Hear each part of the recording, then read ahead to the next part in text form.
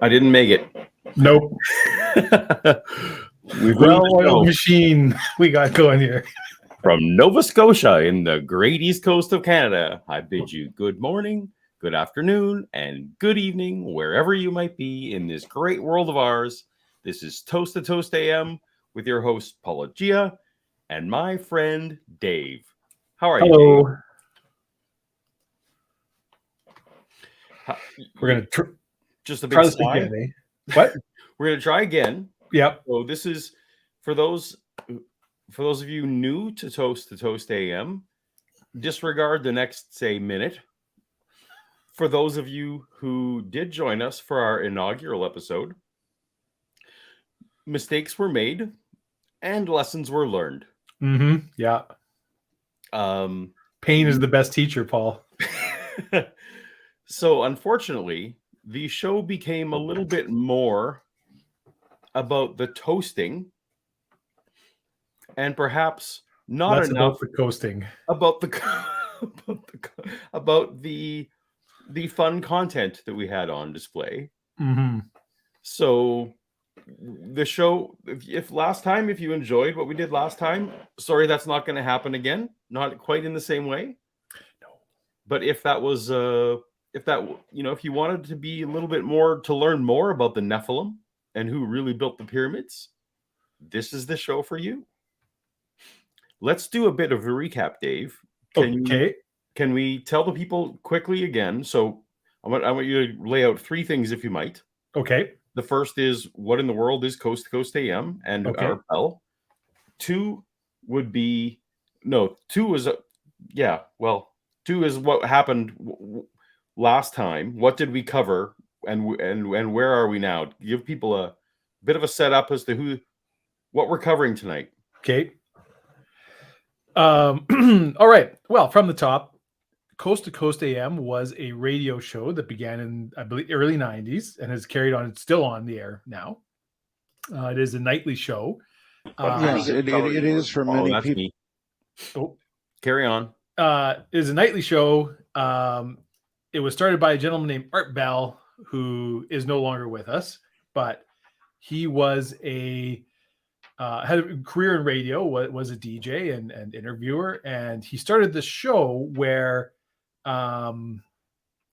he would interview different guests, and it was all paranormal themed in some way. It would either be UFOs were his number one. That what you can tell was his real jam, but any kind of ghosts, cryptids, alternate history, whatever crazy conspiracy theory, paranormal, anything. There was nothing that was too out there to be featured on Coast to Coast AM. And they called it Coast to Coast because it aired on AM radio stations from coast to coast in the US and eventually around the world. And if you were driving, say, across country, by finding different radio stations, you could keep listening to the show. And it was a 3 or 4 hour program. It was a very long show between ads and call-ins. The call-ins were the best. Yep. Incredible, interesting. Let's just say that people calling in with whatever going on. So that's the nutshell version of Coast to Coast AM. We gave a longer kind of story. But you can go back and review that last time, and we've been covering an episode called The Nephilim and End Times. Yeah. Sorry, I hadn't got it. So in this one, we only just started getting into the meat of it, which we're going to pick up, I believe, right where we left off, right? Or essentially where we left off. Essentially, yeah. So for people who don't know, the Nephilim or Nephilim, depending how you pronounce it, are the children of spiritual beings and humans. Generally, angels is what the usual go-to, although this particular guest keeps saying just spiritual beings. Right. And they're usually described as being giants in some way. Not that they're hundreds of feet tall, but they're just very large people and were very intelligent and long-lived and beautiful and kind of like your, traditional, almost elves in Tolkien or something. And if I may, if I may.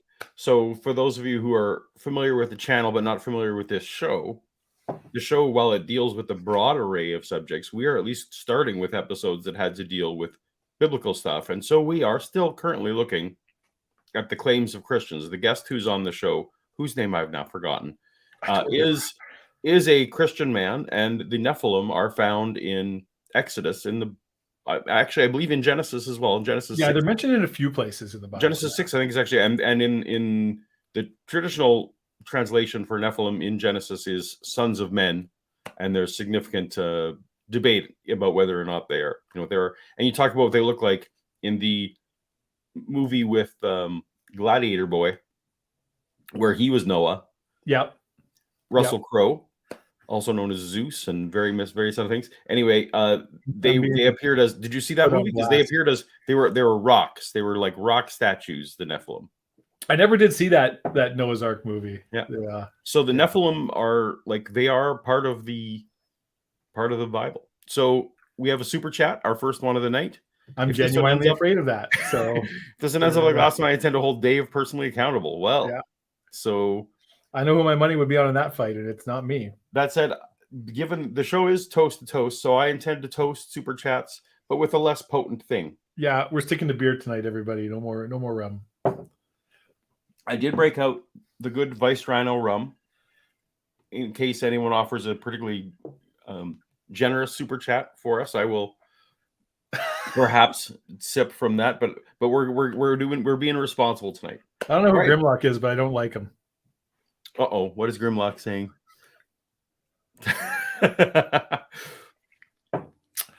All right. I do have some very nice rum upstairs too that I can also grab. Okay.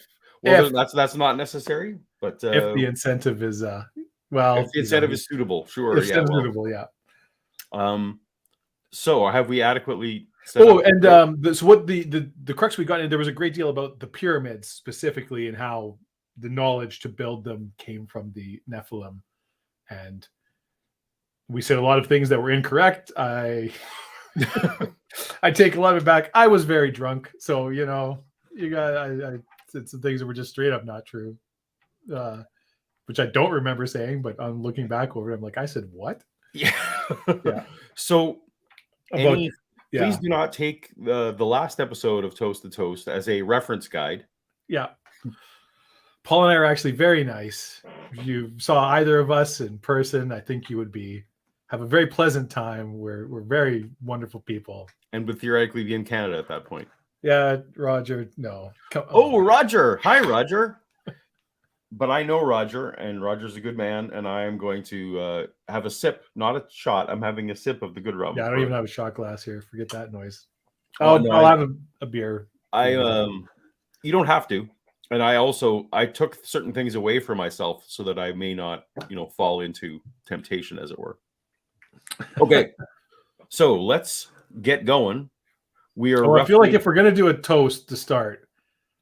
Given our nationality. Last episode, we toasted to the Queen. We should give a toast to our departed monarch. So we will. I think one last time to the Queen. Yeah. To the Queen, bless Her Majesty. And toast to the new king, Charles III. Oh, see, I'm not going that far. Mm. Well, I'm a traditionalist. There's no chance they just skip over him and go to Harry, right? No, it's already been. He's going to be Charles III. Okay. But. All right. Yeah. Well, that will affect my life in no way. Shannon says if you pass out, she's not going to roll you onto your side. She's just going to let you choke on your tongue. Well, there's high stakes. This is high stakes toast to toast tonight. Yeah. Won't be able to catch us all live like show support. Thank you, Regios. Thank you, Regios, very much. We appreciate. Cheers to you. Absolutely, we do.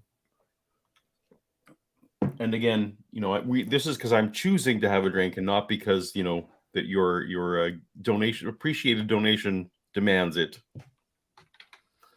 These are things we're choosing. All right. Yes. Let's get to the Art Bell. Absolutely. manifested in the realm of the physical. And I think it says in a couple of places that they left their first estate, which appears to indicate that they couldn't go back there when they became manifested in the realm of the senses, as it were. And it says they had sex with ordinary women and produced this very evil, violent off-breed that were great in size and height. And this is where you get all your Greek and Roman and Egyptian mythology from. The gods came down from heaven. They lived in Mount Olympus. So here, as we sort of said, like clearly, so he's talking about angels who have come down. He was paraphrasing Genesis there. Yeah. Up until he started talking about Greek gods. But just to catch everybody, because we kind of started mid-sentence and going that, so this is what he is referring to. Yeah. Yep. But, let's jump in with Samurai Apostate. Just popping a quick chat to say hi from my brand new apartment way from my fundamental parents. Congratulations, Samurai.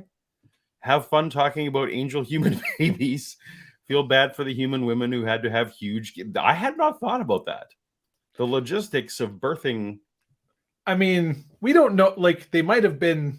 They maybe just grew like it's... Okay, you're not... It's true. Maybe these were actually at birth weight. Perhaps they were tiny babies. We don't know. Yeah, Maybe they were just like 3 pounds. Records from that era are spotty at Pop best. them out. So we have very little idea how big these babies were.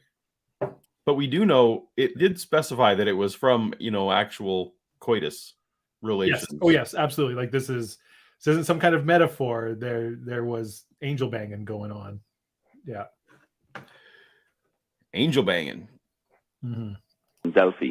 Zeus came down. He took Alcmene to wife, a mortal woman, and she almost died giving birth to Hercules. That's where all this stuff comes from. Now, you might say, or a lot of people would say, well, that's just mythology. It's like legend. But yes, it is for many people, Patrick, more difficult to believe than the Egyptians somehow coming upon some way to build the pyramids that we have not yet discovered. I mean, it's more outrageous in some ways. And this is why, God love Art Bell, non-existent. The God I do not believe in, love Art Bell.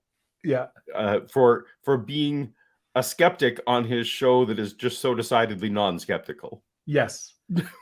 But being a skeptic, not in a confrontational way, kind of, if you will, sort of like, well, some people would have a really hard time believing right? Like, I'm pushing back. I'm not saying, well, you're crazy and this is crazy, but, some people would have a hard time believing this.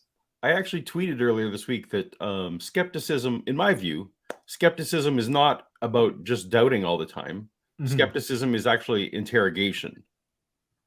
It's more about just, always pushing back a little bit just to make sure that the footings are sound. So, but he always did a fantastic job of, even if he was pushing back, he'd be like, I'm on your side. Oh yeah, for sure. Right. This is you and me. It's like, we both know this is true, but there's people out there. That's right. Fools, if you will. You can imagine that some crazy people think that maybe just the Egyptians just figured out how to make this on their own. Yeah. I wonder how you come to believe it. Well, I mean, any historian will tell you, Art, that mythology has its genesis and its basis in truth and in fact. Probably. It's just that the stories have been distorted somewhere as they've come down through the centuries. And those familiar with the channel think that that's roughly how I think the Gospels came to be. Point is that there's hundreds, if not thousands, of these buildings all over the world from primordial times that there's just no accounting for. Even here in Ireland, we've got a place called... Are there buildings from primordial times? I mean, I assume he means prehistoric, so I'm willing to let that one slide. Okay, well. Newgrange, which is a big round stone mound with a passage into it, and once a day on the 21st of December, the winter solstice, the sun shines in and illuminates the inner chamber. And this is an incredible building, just one day in the year. How could they possibly have made a hill and then dug a tunnel into it that lined up with where the sun is on the solstice? And of course, it depends on... Different people date when the pyramids were built at different times. Yeah. But in all the ranges of times that I've heard, people were aware of the longest day of the year and the shortest day of the year. Oh, yes. Like, that's not an obscure thing to have worked upon. So no, that There. So the I mean, I went on a rant about this last show. Oh, did we? Okay. Well, just the general conceit that the same complaint I have with Ancient Aliens or any of these, right? Where it's just like the fundamental understanding is that there's no way humans could have possibly figured this out. These primitive people in their, stone huts were too stupid to understand what the solstice was, so they needed, an angel baby to come. Of course, yes. Yeah. Born with knowledge somehow. Yeah. builders of that obviously knew of celestial things and dates. And where is that in Ireland? It's just about 30 miles from Dublin. It's just 3/4 of an hour away from where I live here. And not just Newgrange Art, there's hundreds of other dolmens, souterrains, cairns, huge stones on top of one another, other stone configurations all over this country. Almost like the Irish people knew how to make these and made them. Look, there's stones on top of stones, man. How can we explain? Do they have a Nookshuks in the province where you? Or is that a British Columbia thing? I don't think there's any here. There are a few provinces that have them. It's not just here, but I don't believe there's any. Yeah. Out in this neck of the woods. Yeah, I'm just reminded of there was like there was entire cultures of putting stones on top of other stones. It's not not a new thing. No. Invariably in them they'll find ashes and bones of humans, because invariably these guys were involved in sacrifices, blood sacrifices to druids and stuff like that. And we'll come to that in due course, because that's all part of the of what's going on with these Nephilim, the fallen angels. Well, then, what have we got in Egypt when you walk among the burial ground? Is it those who were pressed into service in conjunction with Nephilim, or was Well, it's very possible, but you have to understand that the Great Pyramids have been there since 3,500 BC, right? And so that's 5,500 years ago. I mean, there's a lot of people living around that area, so I guess they have to get buried somewhere. Yes, but there were specific inscriptions regarding, The majority of people were not buried in the pyramids. Or near the pyramids. Or no. Also, 3000 BC, have you heard dates that old? Because that seems I should know. We're not ashamed to Google on our show. No, I'm trying to remember when the great, because I mean part of it too is the pyramids stretch over 3000 BC. There's definitely pyramids that are that old. I don't think the Great Pyramid of Giza is that old. Gotcha. The one that he's specifically referencing. I think that is a later. I got Google. Well, and we got super chats, so you figure it out. I read the super super chats. Chat, friend. Last stream, you guys lost your Canadian card, talking about how long it's been since the Red Wings were relevant. 97, 98, 02, 08 champs. 09 lost the Penguins. That was the last Canadian Cup. Oh, when was the last Canadian Cup? Drink. When was the last Canadian Cup? My drink's already empty. I'm trying to remember now. The Flames were in it in 04. The Oilers were in 06. Oilers were 06, but neither won. Nope. Montreal must have won in there somewhere. They won the 90s? 93 was Montreal win? Something like that? Montreal won, I don't know. Oh, so apparently 93 was the last one. Okay, so we do need to lose our Canadian cards. All right. Well, thank you very much, Phil. 2550 to 2490 was the date of the construction of BC. Was the last time a Canadian won the Stanley Cup? That's a long time. Yeah. We're merging the A thread and the B thread. Yeah. So thank you, King Alexander. Appreciate. Cheers. We're gonna have to go you and to all the super chatters and to Phil, who also gave us a lovely donation. Appreciate for our ramblings for the evening. All right, so he wasn't so far off. He's within the within margin of error. Yeah. Okay. Foremen and people who had different described jobs in building the pyramids. I don't know about the rest of you, but I'm kind of a hands-on guy. I tend to believe what is in front of my eyes, what I can see and touch and understand. Now, with regard to Giza and the pyramid, I was there. Pyramids, I guess. I was there. And I got to go places where most people don't get to go. At the time I was there, they had just made the discovery of this gigantic field adjacent. It was a pretty good ride, I guess, actually, in a four-wheel vehicle. Adjacent. I mean, they didn't just discover the field. I mean, the field's been there the whole time. No, but To Giza. Also, this is a bit of a is this just like a weird sideways humble brag? Like he's been sitting on this one waiting to. I got to go to places. I got to go places no one else got to go. Yeah, so kind of a big deal. Uncovered with just hundreds, no thousands of graves and tombs that were inscribed many times to the families or in honor of the families or the person who died, and many times translated Egyptian clearly indicated what job they had with respect to the construction of the pyramids. Now, nobody knows, including Zayuwas and the very best Egyptian scholars, how it was done. Not a soul knows. So what's easier to believe? That the Egyptians did it with help from elsewhere? That would, for me, that would be easier to believe, since I do know there were some Egyptians absolutely involved in the construction of the pyramids. But then again, Patrick, I don't rule out the possibility that knowledge was used in that construction that was not of Earth at that time, nor now, for that matter. So, have you been to Giza? I haven't been to Giza. Were you there? Because if you were, I'm going to tell you right now, there's things you haven't seen. That's right. But I have.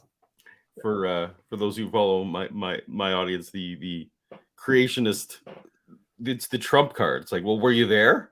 Yeah, is always the if you weren't, what you're saying must be nonsense. Yeah. But I've been to Egypt. I spent a week, went down the Nile, visited a lot of the temples, which are also absolutely incredible, by the way. Oh, yes, I'm sure. Absolutely amazing. And the technology and whatever tools they use to build these things, it's just mind-blowing and mind-boggling. And there's something else going on there. Now, I don't know how going to the Nile helps or hurts his case about the pyramids exactly. Yeah. But it's fair. Because when you look at it, he's backtracking. He's swinging this around. He's trying to buy his credibility back here. Yeah. There are 70 or 80 pyramids in Egypt, I believe, and a lot of them are really shabby. Yes. None of them compare with the Great Pyramid of Giza. Quite true. Yes, quite true. And so perhaps there was other attempts in later years by humans to build these things, because that's what it certainly looks like. But not just the Great Pyramid, but the Sumerian civilization. But if the aliens were involved, why are the shabby ones first? Like, it would make sense if they built the great one with the aliens, and then the aliens took off, and then let's try and build some more and look quickly while we remember how. If they get shabbier and shabbier, and then if there's a scale, and eventually the last ones are best, does that not destroy his alien case, or am I missing something? Yes. Or was it more like someone in IT who was like, you kept the aliens were just finally move. Yeah, that's exactly what they were like. Okay, you got to build this pyramids. Okay. And then they're just like, oh, fine, whatever, fine, we'll do it. Yeah. Samurai apostate. There were villages constructed for people who built the pyramids to live in. They were paid in booze and bread, appropriate for tonight. Yes. Except I didn't bring any bread. Do I need to go to this view? This is the view I should use when we're doing. Yes, so we get our lovely background. What's on your desk there? Here? Yeah. These are little Tintin figurines that I've had forever from the Tintin in Space and Snowy. And these back here are the brothers Strong from Homestar Runner. Strong Sad, Strong Mad, and Strong Bad. I haven't heard that name in a long time. Time. Yeah, I got those many years ago from their online store. I have actually all of the characters and those are the only ones I have out on my desk. I'm suddenly less impressed with all those things. Like I have an Atomic Robo figure up on my shelf here somewhere. Yeah, but all that stuff goes less. Like before 3D printing, that stuff was a big deal. Yeah, now it's just whatever anybody. Now it's like, oh, you made a thing of your thing. Yeah. Yeah. Anyway, what's the coolest thing you have on your desk? On my desk, or like within arm's reach of you? Well, I mean, so if I do this, let me go full view here. So, I mean, this shelf, where am I? Right here.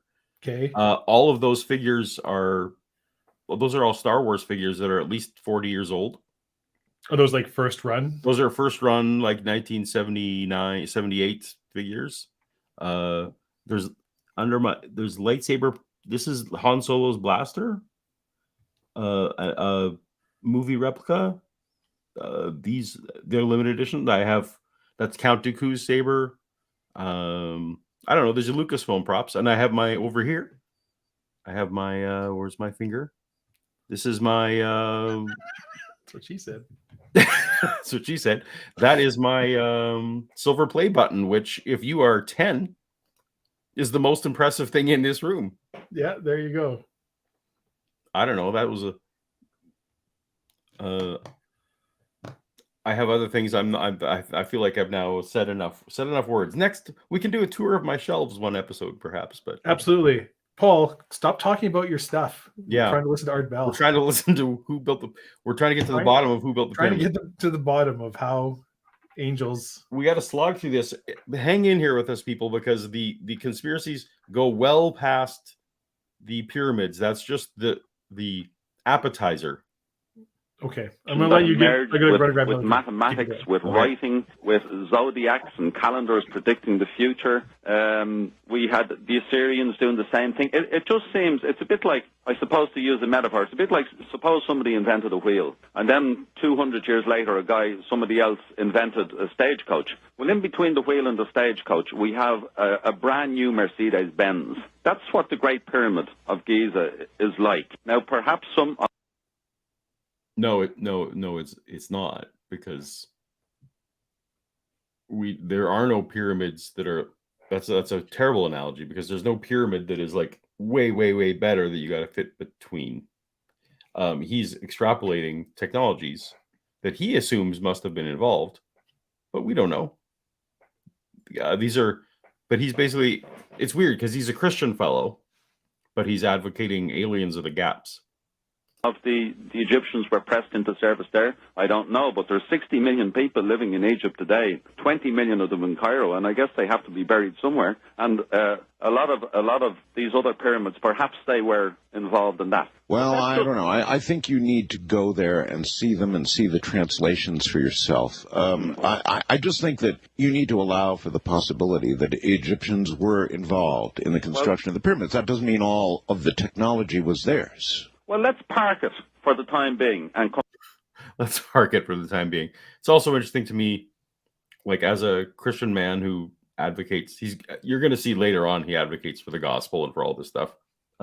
He's not even positing that it's like Hebrews or that Yahweh was involved. These are just definitely aliens. Come back to it later on, Art. Alrighty. And move on in the discussion of the Nephilim. Let's move on. Because according to my calculations, these Nephilim, these fallen angels, were knocking around for the best part of 1,000 years, and they so infected the human race with their evil and their violence at that time that Yahweh, which is the Hebrew word for God, wiped the whole lot out in the flood of Noah, which is also recorded in the Epic of Gilgamesh and the Sumerian flood tragedy. Yes. So fun fact, so the Nephilim are in the book of Genesis prior to the flood, which is partially why in the last Hollywood Noah movie, they had Nephilim in there helping build the ark. The Bible does say that everything drowned. But what we get later on in the timeline is that Nephilim are still around. And that is a huge debate among Old Testament scholars who believe that it's all supposed to be true. Did the Nephilim drown? Like the Bible says that everything drowned, or did more angels? So perhaps the other theory is that during the flood, all the Nephilim did drown, But then more angels decided that looked like a good idea before the flood, and more angels came down and had more sex with post-flood women and created Nephilim 2, the sequel, for no good reason. What?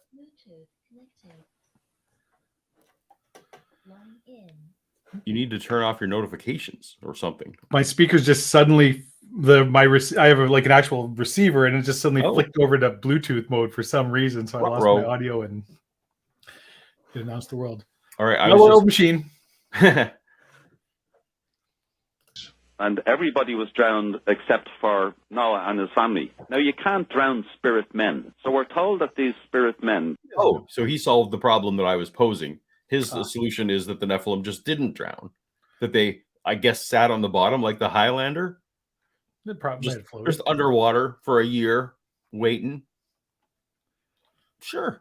These fallen angels, these Nephilim, are locked up in a subterranean jail, and it's called many things in the scriptures. It's called gloomy dungeons, it's called a prison, it's called the abyss, it's called the pit of the abyss, and once in the New Testament it's called Tartarus, or Tartarus. Now this is very, very interesting.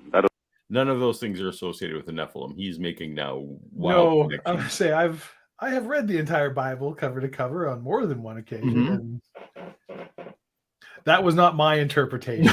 That's right. But as we talked about last week too, where he's like, you examine the claims of Christian. I think most of the Christians we had known growing up would have some very serious issues with this. Yes, I feel like perhaps well, to play devil's advocate in the defense, I feel like this is not a I don't remember everything about last episode, but I do recall, and correct me if I'm wrong, that he was expressing some concern that he couldn't find a good church that would accept his theories. Yes, yeah. He was having trouble finding. I very specifically don't remember the words gloomy pit appearing at any point in any, and I've read several translations of the Bible. And yeah, if we follow here, so basically the Nephilim had a storm shelter, or prison that was watertight. Well, they couldn't have drowned it anyways. Even though, like most young Earth creationists who accept the flood talk about hyper plate tectonics happening during the flood, because that's the only thing, because they kind of have to acknowledge that Pangea was a thing. Yeah. So the easiest thing to say was, well, during that year, the continents just, went hyper crazy. Yeah. I don't know where this prison was exactly that it survived the hyper. Yeah, I feel like somehow we've gone from step 4 to step 7 on the thing, and there's a couple missing in there where we've gone from like, well, they couldn't drown. So anyways, they were in this prison. Wait, what? What prison? Yeah, it would have been better if he just left it couldn't drown, because then it could have been my idea that they were just literally sitting on the ocean floor at the bottom for a year. Yeah. Waiting. Anyway. Just, chillaxing. Maybe they're the ones that helped shuttle the kangaroos from the Middle East to Australia. I mean, you got a freaking year to kill. Got to do something. Yeah. It's referred to as Tartarus, because this, in Greek and Roman and Egyptian mythology, it talks about Tartarus being the subterranean prison of the Titans and the gods that rebelled against Zeus. This was our mistake, Dave. We were thinking that this was in the Bible. Yeah. He's now blending the Bible with Greek mythology. Yeah. That was our mistake. Our bad. And I'm familiar with Tartarus from Greek mythology and ergo Roman mythology, which is pretty much stolen whole cloth from Greek mythology. I'm not familiar with it in Egyptian mythology. Although I have a familiarity with Egyptian mythology, but not that much of one. I don't remember there being like any kind of great pit or prison for evil gods under the earth. No, the Egyptians, as I understand it, were not too much concerned with punishment and that kind of thing in their lore. No, and if you were like, you would they had I can't remember the name of the crocodile, the bad guy from Moon Knight. From Moon Knight, right? Would just eat if you're bad, it's just like, well, you just get eaten by this crocodile, and like there's no hell or anything. It's oblivion. You're just gone. Yep. Yep. They don't have like a hell. You saved me. I was going to embarrassingly say most of what I know of Egyptian mythology comes from Moon Knight. So I'm guessing there's a few worse holes. places. As pop culture goes, they got more right than most. Oh, okay. Yeah. It's interesting that Marvel is definitely going to all of the afterlives are true. Like all the different that. Yeah. There's always been a thing of the comics. Right. But so we've already had the taste of afterlife in Ms. Marvel. Now this is way off track, but Ms. Marvel's had a bit of an afterlife. Black Panther has its own afterlife. Yeah. But they've been cross-referencing each other's gods. Yes. So it's interesting. And this has anything to do with the Nephilim? No, nothing to do with Nephilim. So I'm now off on. We'll keep our Marvel discussion for another. We're gonna have to just have like a pop culture chat night because you and I can't not. Well, we'll try and refrain it. Yeah, maybe on we do have another channel we could do that on if we wanted. I guess that's true, right? Yeah. I know a lot of people I'd like sent there right now. In the Egyptian Book of the Dead and the Pyramid texts and the Edfu texts, that was the. I have things I want to say.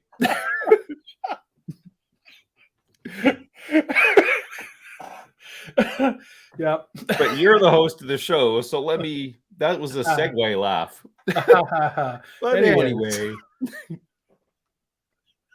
Yeah. Uh-oh. So someone got it here. Is it Khonshu? Khonshu. Oh, Samurai Apostate coming in again. But Khonshu was the name of that god, right? Is that? Yeah. He's the moon god. And Samurai Apostate is the hero tonight. The world was formed from the abyssal waters of the primordial mound. After the primordial mound grew to the rest of the world, from Nut and Tefnut, or Adam and Ptah, those waters were gone. No hell. Is this Egyptian? That's Egyptian? That's Egyptian mythology, their creation myth. Yeah. Awesome. Yeah, they don't really have a hell. They have an afterlife, but they don't have a hell. Thank you for supporting the channel and being our Google apostate, Samurai Apostate. Appreciate. Cheers, mate. Cheers. Speaks about the underworld or the abode of the dead, and Hades is the keeper of the abode of the dead, and you've got to cross the river Styx to get to it, and Osiris is the judge or keeper of the ruler of the abode of the dead. And then, as I say, once in the New Testament, in Peter, we're told that the Messiah, in his risen body, went and preached to these spirits, these men, these fallen spirit men, in this place called Tartarus or Tartarus. And the word for preached in the Greek is No. So Peter does have a story of, and if you're like me, you don't think that most people don't think that Second Peter was written by Peter. Anyway, he goes to Gehenna, like he goes to Hades, right? Like the Christian hell, not to Egyptian hell, not to Tartarus. Yeah, not to Tartarus. And anyway. Am I misremembering? I don't remember any thing in the Bible about Jesus preaching to the souls there. No, he did. Yeah, absolutely. He did? Okay, so I don't remember it. Yeah. Hold on. Jesus preaching to hell. So that is a weird story that most people just like. It's not a popular sermon topic, right? Yeah. So First Peter 3:19. Is that the right one? No. Kind of feels like rubbing salt in the wound at that point. Right. And then, but that also, of course, if you are someone who. 2 Peter 3:16. That's the one. 2 Peter 3:16. There are some things that are hard to understand. For Christ also suffered once for sins, the righteous for the unrighteous, that he might bring us to God, being put to death in the flesh, but made alive in spirit, in which he went and proclaimed to the spirits in prison, because they formerly did not obey, when God's patience waited in the days of Noah, while the ark was being prepared, in which a few, that is 8 persons, were brought safely through the water, which Noah reference. Okay. All right, there you go. Apparently, yeah.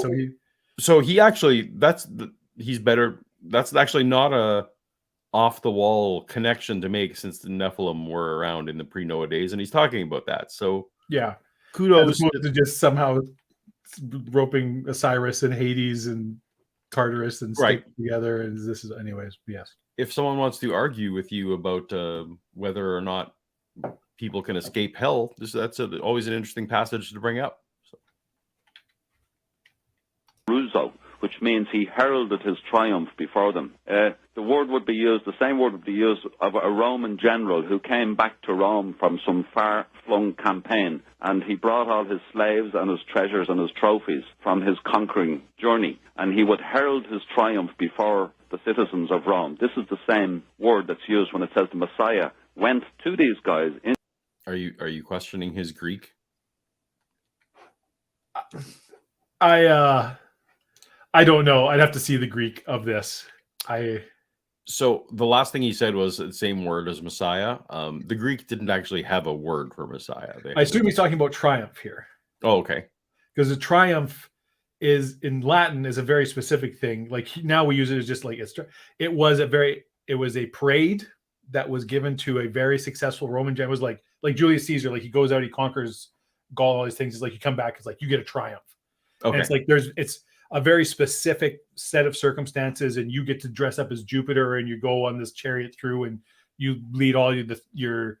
Hey, look, we got this gold and these slaves, and we're bringing all this stuff through. And it is, I'm going through Rome and I'm showing off all the cool shit that we got.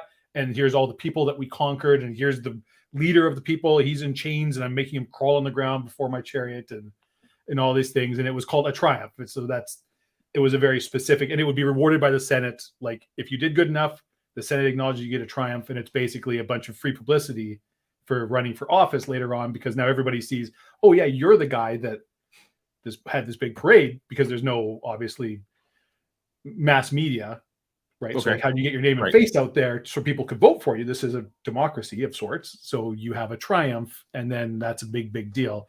That's where the word comes from. I don't know. I have to read it. I don't remember there being any kind of like mention of Jesus having a triumph in any of the, but you know. And where do insult comic dogs come into play here? They were definitely there. Okay, perfect. Yeah.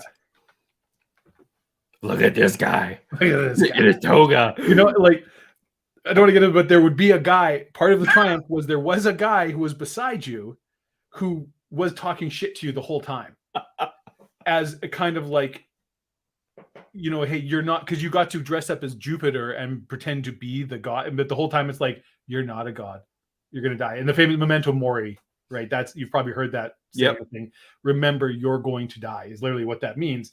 He would say these kind of, and he's like, so like the whole time you're on this float, chariot drawing people, and this little guy is just in your ear the whole time being like, you're not shit, Julius Caesar. You're going to die. You're nothing special.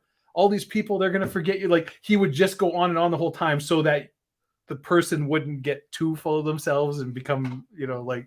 So you're telling me there's a chance. So there literally was like. So you're telling me there's a chance that someone on Conan O'Brien's writing staff was a history nerd and decided that if I'm going to have an insult dog that hounds you all the time, I'm going to name that Triumph after. You're saying there's a chance that there is a not zero chance that is, because a lot of those people are like Harvard. They are educated. That's right? crazy. So, yeah. See, now we're without our other distractions, we're learning something. Bet you didn't know that, Sam. Learning something on the Toast to Toast show. Thank you very much for all the super chats. In this subterranean prison, somewhere on this earth, I believe, and heralded his triumph before these guys. I suppose you could say he probably said, okay, guys, I'm up from the dead. All your plans came to naught. You know, your goose is cooked, and I'll be back, or words to that effect. And this is, as I say, this subterranean prison fits in like a hand in a glove with the Greek and Roman and Egyptian mythology. Furthermore, we've discussed. And not for nothing, definitely Bart Ehrman, I've talked with him about this. And if you read his new book on heaven and hell, which is not that new anymore, but it's like a year and a half old, definitely the Greek idea of hell influenced what became the New Testament versions of hell. Like that's he's just this particular gentleman has it backwards. It's not that the Christian hell influenced the Greeks. I believe the argument he's trying to make is that Greek mythology is based on this whole thing with Tartarus and stuff. He's like, oh no, this is all based on the real stuff. So like, this is all right. Yeah. So I think there is. Sure, yes, he's not doing right. He's not doing a literary critique. You're correct. Yeah. Correct. Yeah. I believe that's the thread he's trying to make, is that Egyptian and Greek mythology is based on reality, which was these Nephilim being locked in this stone prison somewhere during the flood. Maybe still. Stick with us, audience. This is just still appetizer level. Let's go. Just later in the book of Revelation, in chapter 9 in the Apocalypse, it says that this pit of the abyss is going to be opened once more, and these infernal band of Nephilim are going to be released in the future to cause destruction to the people of the earth. And we are told that they have a king over them, the king of the abyss. And it says his name in the Greek is Abaddon. Patrick, it would seem that we don't need them to be destroyed. We're looking like we're doing a pretty good job of it all by ourselves. We don't need an army of additional trouble, do we? Well, I mean, what we're seeing now is... Just so I'm tracking, the Nephilim are alive right now. Yeah. And still in this, in the possibly prison. Underground, possibly extra-dimensional prison. He skipped over, he yada-yada'd over the fact that for some reason in Exodus they were roaming around between the flood and now. I mean, he also yada-yada'd how'd they even get imprisoned? What? It's true. Like, we talked about, like, I feel like he went from step 3 to step 7 and we missed a bunch of... Well, anyways, they're in prison. Like, wait, what? Scene missing. There's a deleted scene somewhere that explains this. God finally got tired of them having sex with human women and making monster babies. I don't like gay guys. Okay, so that actually, so they were sentenced to prison before the flood, which is why they survived the flood. Maybe we don't like so because they survived the flood because they didn't have to breed. He did mention that. Mm-hmm. So presumably they could have been walking around in Exodus after. At some point, it's not clear in this gentleman's argument so far. Maybe we'll get back to it. They are put in prison by somebody somehow for something. Mm-hmm. And this is what Egyptian and Greek mythology is based on, even though Egyptian mythology has nothing that's remotely similar. Well, it must have been when they escaped that second time that they started influencing everybody. Yeah. And now we're bringing in Revelation, which is where all the best stuff in the Bible is. That's right. Yeah. It's crystal clear. Okay. Yeah. That's what I call the shadows of the apocalypse. Wars, famines, earthquakes, diseases, etc. We'll get into that in the next hour. That's what I call the shadows of the apocalypse. But in this future time, this future 7-year period... And in Art's head, it's like, well, if there's a second hour... Yeah. I believe it is. That's when the muck hits the fan big time. And we're told that this pit of the abyss is going to be opened and these guys are going to be released. And this guy, this angel, as I say, his name in the Greek, in Hebrew is Abaddon, and the Greek is Apollyon, Apollyon. Now, Apollyon is none other than how the Greeks spell what we would call Apollo. And Apollo in French, incidentally, is Apollon. And he is one of the main leaders of the pantheon of Greek gods from Greek mythology. Okay? But we're jumping the gun a bit there. These guys... This guy's definitely against jumping the gun, if there's anything. I mean, I don't even... Do we need to keep... Do I need to explain why Apollyon and Apollo are not the same men? One was before the flood, and then the whole lot was washed out in the deluge of Noah, and these spirit men are locked up. But then we are told, it says, in fact, let me just read the verse. And it came to pass when men began to multiply in the face of the earth, and daughters were born unto them, that the sons of God saw the daughters of men that they were fair, and they took them wives of all which they chose. There were giants, there were Nephilim, is the word, in the earth in those days, and also after that, when the sons of God came in unto the daughters of men, and they bare children to them. The same became mighty men, which were of old, men of renown. And in another translation it says, these were the heroes of old. Well, who are the heroes of old? I mean, just in case anyone thinks that's super crazy, he's reading the Old Testament. Yeah. He didn't make this up from something obscure. Of Greek mythology and Egyptian mythology. Well, they're none other than people like Apollo, Mars, Saturn, Hercules, Zeus, Athena, Aphrodite, and people such as this. And when you go and read the stories of these guys, I mean, they were into sex, drugs, rock and roll big time, you know. They were cannibalism, warfare, murdering one another, patricide, matricide, fratricide, you name it, they did it. And this fits. What's fratricide? Fratricide, killing your siblings. Yeah. Killing siblings, okay. Fits in with the accounts in Genesis where it says because of the violence and the whole world was filled with bloodshed at that time, that's why Yahweh wiped the whole lot out in this deluge. Don't you think we're getting... He says. Did you ever read like A Wind in the Door, the Madeleine L'Engle books? No. Do you know what I'm talking about? No. Well, then I won't go into there. Yeah. I don't know the reference. There you go. There was even a movie made with was it Chris Pine? That's Captain Kirk here a couple of years ago. Who recently got spit on allegedly. All right. Did he? Oh, I didn't know about that. Yeah. But yeah, they're weirdly Christian, but also kind of sci-fi fantasy. They're pretty good. There was like A Wind in the Door. I'm kind of surprised you didn't actually. I'm gonna have to look this up now. Yeah. But anyways, the fourth book in the series, these two twins go back in time. Time travel is kind of a theme. It gets into like quantum mechanics and a whole bunch of crazy ass stuff. Goes back in time pre-flood to like where Noah and the Nephilim are there. Oh, and they are causing shit, and it kind of gets into, but it's not a bad like young adult, like just she's actually a really good writer. It's the worst of the series, but is this Something Sands it was called. Oh, so someone wrote something about that.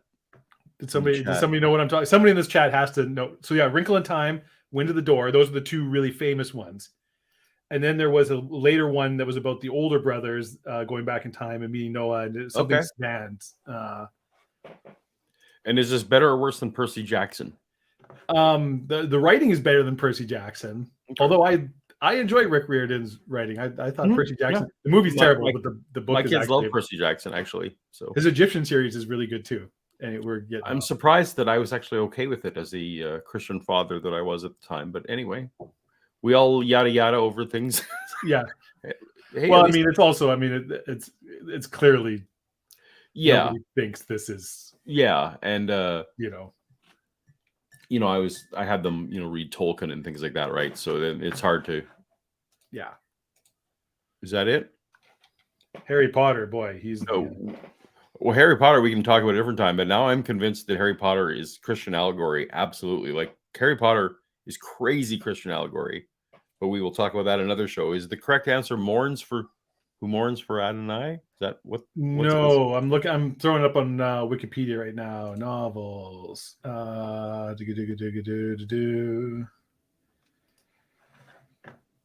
I'm gonna keep playing while you. Many Waters. It was called. There was A Wrinkle in Time, A Wind of the Door, A Swiftly Tilting Planet, and Many Waters. Was the fourth book in the series. Yeah. I will take that as a recommendation. But A Wrinkle in Time and A Wind of the Door are actually really good books. That you would probably enjoy.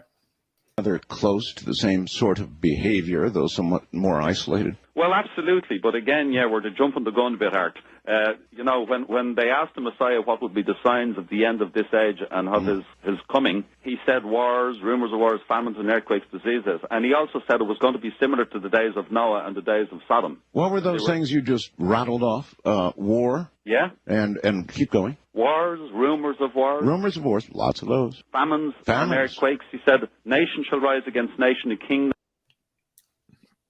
These drive me bananas, of course. Yes. They drive me because, of course, show me the single day in history where there was not a rumor of a war, or famine, or famine, or these things, right? Yeah, it's the against king. Yeah, that's why it's like going through. There's always, within the church, doomsayers like, well, we're in the end times now and they always use those for things, and it's like you can read books from like the 1600s, the 1700s, the 1800s, and the Napoleonic Wars, anyways, to reference my own Twitter for the second time in the night this week, I tweeted, in the end times there will be snacks and rumors of snacks. Yes. It's about as specific. Snacks. Yep. Kingdom, and the Greek word for kingdom there is ethnos. War. Ethnos. All right, so we've got all that. Oh yeah, well that's what I say. Now you could say good. that. A lot of people would say, oh well, we've always had wars and famines and earthquakes and diseases. Some It people also say says, that. by the way, the wind and the sea raging. But the main sign has to do with the fact that the Jews are back in Israel. Art.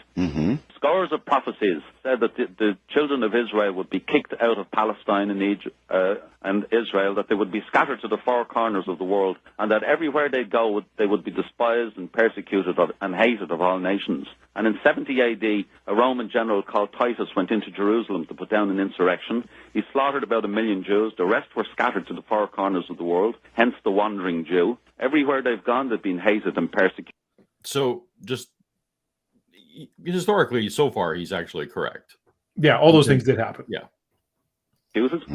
Which culminated in the Holocaust in Germany in the last World War. But there are dozens of other prophecies that said in the last days and the last generations that Yahweh would gather his people together and establish them in Palestine and Israel again, and he would do this as a sign to the rest of the world that we were in the last throw of the dice, as it were. And in 1948, Israel was recognized as a state for the first time in their 2,000-year worldwide scattering. So when people go home and switch on the television and look at the news and see trouble in Palestine between the Jews and the Palestinians and other.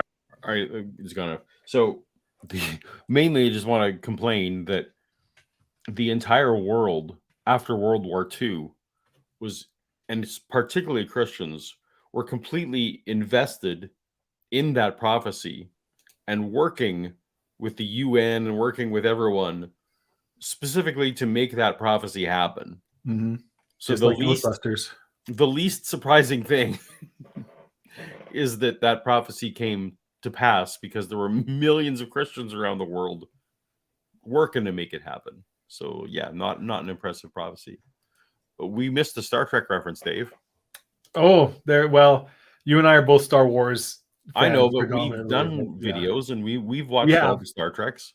Who did you? People still comment on that one. Did I show you that the other day? Like the Nazis of Star Wars or Star Trek versus the Nazis. Star Trek versus the Nazis. We get weekly comments on that video. If you're bored after this stream is over, Google, not Google, but YouTube, in the YouTube search, type in Star Trek versus Nazis. You'll have me and Dave talking about that. Anyway, who mourns from Adonai? You can't say that. Yeah, that's why it got demonetized. Can't say Nazis. Oh, that's right. Who mourns for Adonai? Star Trek reference. Greek god on a planet who grabs the Enterprise. Oh, I remember that one. Yeah, I remember that episode hands, too. Tries breeding. Futurama had a parody of that one too with the hands and everything. Yeah. Okay, well, thank you for that. Jean-Reed, how do you say that name, Dave? I don't. All right. Thank you very much for the Gerard. Thank you for the GD tip. Appreciate. Please help these poor Arab countries. We are watching that prophecy coming to pass. We are that generation. They're there since 48. That's what, 56 years ago. Yeah. And what happens in that neck of the woods is what world peace is contingent upon. And in fact, in the future, at the end of the book of Revelation, which, as I say, we'll get into later on, that's where the muck is going to hit the fan at the very end of the 7 years in a place called the Valley. So there's 2 rules on the Art Bell show. Yeah. Do you remember what they are? No. He lists them all the time. So the 2 rules are no cursing. So he keeps saying when the muck hits the fan, which makes me laugh. There's no cursing. And only 1 call per show is the second rule. And for me, that was always weird. It's like, were people calling in multiple times per show so often that he needed to repeat this? That does not surprise me. So it's the second most important rule anyway. Valley of Megiddo in northern Israel. The Nephilim, are they still in existence now? Well, that's a good question. There was 2 eruptions of these Nephilim. One. If he doesn't say yes, then his whole previous story. Yeah, we just talked at length about how they're going to be released from their prison in the end times. So before the flood, and then again after the flood. And you might remember at the time after Moses led the children of Israel out of captivity in Egypt, and they were there for 400 years, I think. And then they wandered in the desert for 40 years, and he sent in 12 spies into the land of Canaan, because this was promised to Abraham that they were to go in to possess this land. And they sent in 12 spies, and the 12 spies came back, and 10 out of the 12 spies said, there's no way we could take this place. It says, we saw the Nephilim there, the sons of Enoch, who come of the Nephilim, and it says, we look like grasshoppers compared to these guys because they're huge. And it says they carried a clump of grapes with them to bring them back to show them how rich the land was, because it was flowing with milk and honey. And this one cluster of grapes was so big that 2 guys had to carry it on a staff between them, which might suggest genetic engineering. But later... I mean, Paul, is it not possible that these grapes were so large because they were genetically engineered to be the size of cantaloupes? Yes. Then how can you not, adjust your worldview accordingly? I feel like I felt like I might be listening to VeggieTales for a minute, some kind of VeggieTales preamble there for a minute. But I also feel like we've made quite a leap from learning how to stick rocks on top of rocks really good. Right. Like, these are really premium piles. Right. Of rocks. We are well down the path now. When it comes to rock piles, you can't beat the Great Pyramid of Giza, especially in its original form with the marble and the capstone and everything, right? Like, to genetically engineering huge grapes. I do feel like there is maybe a step or two in between that, possibly a steam engine, possibly some kind of... If you were an alien and you had, all the technology in your hand that would take to do interstellar travel and, for thousands of years to be here and stuff, you'd want bigger grapes, right? That would be your top priority. I mean, don't you, Paul? Don't you like a good, just think of the last time you had a really good grape. You're at Costco, they're on sale, seedless. But here's the thing: not seedless. This is their mistake. They made them bigger, but they didn't say seedless. Well, that's how you get the next generation of giant grapes, I guess. I guess so. I feel like seedless is better than giant. Oh, absolutely. Yeah. So that's why we're better than aliens. You keep saying aliens. There's no aliens here. Oh, that's right. No, the Nephilim. That's right. These are angels. These are angels. These are half angel. Angel beings. Giants. Pardon me. Yeah. My apologies. Later on, Joshua did lead Israel in there. They defeated all these giants in Canaan at that time, and it says they killed Og, the king of Bashan, and they took 60 of the giant cities of Bashan. It says. Okay, but earlier he said that we can't kill the Nephilim. Well, I don't know. Were these Nephilim or were they not? In Canaan, in the promised land, waiting there. Maybe these are just people that they gave giant grapes to before they went to... Oh, maybe the giant grapes make you big as well? Like if you eat a giant grape? No, just hey, here's how you make giant grapes. Oh, fuck, we got to go off to Tartarus. Bye. No, but he's trying to say, and it does say that in the land of Canaan, that the people were big. Like it does say that. David and Goliath and giant. So I'm confused as to whether the Canaanites were Nephilim. Well, I think so is he. Or they were just eating Nephilim food and that made them bigger. Perhaps all will be made clear. We're getting ahead of ourselves. Don't jump ahead. Don't jump ahead, Dave. Perhaps in the second hour. And killed all the giants. And there's a lot of information about this. Some of them escaped to Gath and Ashdod, but... Information in the loosest possible sense. They took 60 of the giant cities and killed Og, and we're given the measurements of Og's bed in cubits, and it translates in feet into about 18 and a half feet long and about 8 feet wide. Excuse me, how long? 18 and a half feet long. 18 and a half feet. 18 and a half feet long and about 8 feet wide. I wonder if some of these Nephilim later joined the Raiders football team. You could probably do with some of them, could you? The original... So this was back in, 94? I don't know when this aired. I think this aired. So were the Raiders good back in 94? No, they were not. Yeah. No. So Art must just be familiar with 2 West Coast football teams, and that's it. Sports ball. Well, when he says the Raiders could use some, the Raiders could have used. Oh, I guess so. Yeah. Right. Yeah. because that was back towards the end of the Al Davis years when he was making all kinds of whatever. Not going to get into a The football. question was, are they still alive? Oh, alive might be the wrong word. Are they still with us now? Well, yeah, I was coming to that. Okay. We're told specifically that the original Nephilim, the pre-flood Nephilim, are locked up, but we're not told that the guys that came after the flood are locked up. And Oh, so they're not the same guys. These aren't I guess. escapees. I thought maybe they escaped from prison. Okay. in fact surmise in my book that they are still at large, and that this would account for a lot of the UFO activity and other stuff you've going on today. Because it would seem that if we're... See, aliens. Oh, no. What we think are aliens are Nephilim. That's what he's saying. That makes sense. Well, now I feel like this is self-defeating right here. Please stop interrupting yourself to answer super chats. Could you wait for a break in discussion, then answer several super chats? Well, we could. Yep. I don't know if that's the is that the will of the majority? Well, we'll see. I've tried to do. I've been trying to let the super chat just wait until there's a natural break in what we've been talking about to form them, but apparently not a good enough job. So. Oh, there you go. I will try and do better. I appreciate the unspoken vote of confidence from our good friend NJ Oliver Campbell that what we are saying is in some way interesting enough that it shouldn't be interrupted, that we are in some way contributing positively to society. Frankly, I have my doubts. To believe writers such as Graham Hancock and Robert Duvall and others, that a lot of the pyramids and the ancient monuments that we... Robert Duvall? Is that what you said? What were you oohing at over there? Oh, I've read some of Graham Hancock's stuff. Oh. Yeah, anyways. When I heard Robert Duvall, I was like, the actor from Godfather? Mm-hmm. Yeah. Is that, yeah.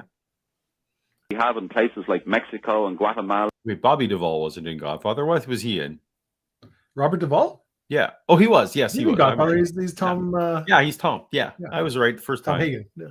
And Peru and Cambodia and other places are much newer. They reckon Angkor Wat was occupied up to 400 years ago. Patrick, hold on a second. I have a lot of people who call this program who see moving, large, shadow-like creatures out of the corner of their eye. They see them very quickly. Some people have begun to see them straight on, but for the most times, they're in the very corner of your vision, and you can see them sort of flitting and moving as a shadow might move very, very quickly. And if they still are present, I wonder if that is the form they might appear to be in. Well, you know, when Lucifer got kicked out of heaven, he brought a third of the spirit men with him. So there's, I don't know, thousands, if not millions of these knocking around. There's millions of Nephilim knocking around? Well, now so like this guy's all over the freaking map. Like, even with his own whatever. When Lucifer and the fall from heaven and the third of the hosts, that's not Nephilim, that's angels / demons. Right? That's right. So possibly the progenitors of Nephilim, if you want to, right? Like that's what the Nephilim were. They were when the spiritual beings had relations with human women. Though it seems like the Nephilim are not the ones that left with Lucifer, like when the third of heaven was split. Yeah. Because it sounds like in Genesis that these are just horny angels who thought that the women looked nice. Yeah. And they weren't like banished from heaven. They came down of their own accord. But either way, it clearly is. The Nephilim clearly are not. Yes, he absolutely was, Vishanti.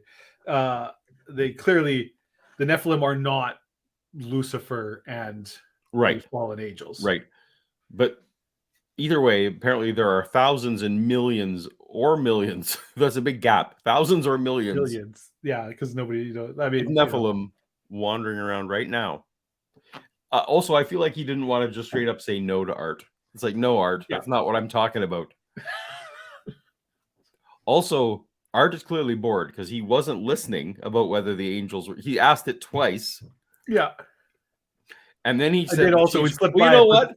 You know what's more interesting is when people come on my show and talk about visions out of the corner of their eye. Can we talk about that instead of whatever it is? I loved they slid in there. There were people living in Angkor Wat up to 400 years ago. And who would live in Angkor Wat? So obviously they're Nephilim. Like that's just the... I don't know. Were you ever in debate, Paul? Because that's classic debate tactics No, I right wasn't. there. This guy would have Okay. made a good lawyer. Well, clearly people were living in Angkor Wat up to 400 years ago, so Nephilim.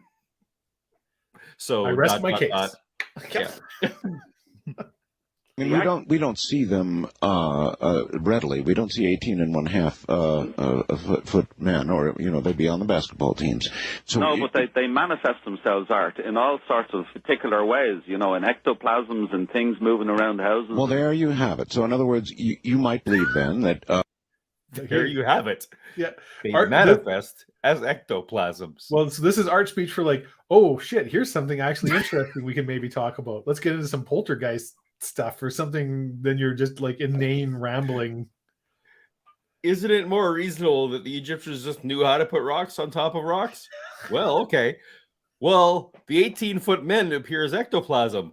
Tell me more. Yeah. Yeah, he's right up there.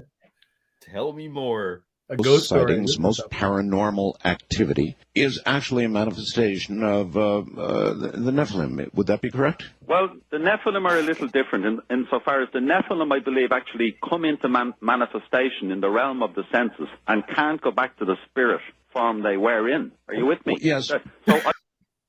Are you with me, Dave? They can manifest in the realm of the senses. Yes. But then go back to spirit. Yeah. Okay, so what does that mean? Nephilim, Paul. It's like you're not even fucking listening. Osiris? What is the realm of the senses? Triumph? Do I need to draw a map for you? Are you wearing Velcro shoes, Ends? What about this don't you understand? Okay, so realm of the senses, and then back to the spirit. So I believe realm of the senses are things that we can, material, the observable. They materialize, I guess. Yes. Okay. Yeah. Means they smell bad. Yeah. So these are not just giant half angel, half human babies. They are like some kind of spiritual creature themselves. Okay. And they become ectoplasm. So Ghostbusters is also. And they were locked up, but now there's also more of them, and they're just hanging around Earth, living in Angkor Wat. Based on this same logic, Ghostbusters might also be inspired on true events. In conjunction with the Rand Corporation and the reverse vampires. I think that the Nephilim that came to the earth and propagated with women and filled up the land of Canaan after the flood are still at large. And I believe that's why their footprints and their fingerprints start off in the Middle East and then lead to places like Peru, up in the Andes, Guatemala, Mexico, then on to Cambodia and places like that. All right, Patrick, then who do you think, what do you think is manifesting as what we call ghosts? And